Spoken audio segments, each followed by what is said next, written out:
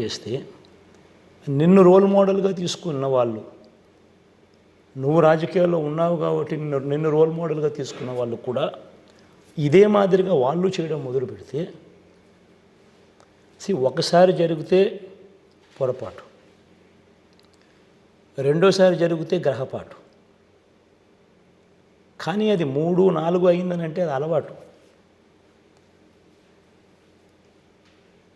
ఇది అలవాటైతే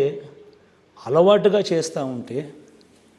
ఇది తప్పు అని చెప్పి ఎవరైనా ఏలెత్తి చూపిస్తే అవునయ్యా నువ్వు తప్పు చేస్తూ ఉన్నారు, ప్రజా జీవితంలో ఇలా చేయడం ధర్మం కాదు, నిన్ను రోల్ మోడల్గా తీసుకుంటే ఆడవాళ్ళ జీవితాలు ఏమవుతాయి, అక్క చెల్లెమ్మల జీవితాలు ఏమవుతాయి అన్నది జెన్యున్ పాయింట్ అయితే, వాస్తవమైన పాయింట్ అయితే వెంటనే దానిని పాజిటివ్గా తీసుకొని జరిగిన దానికి తప్పు జరిగింది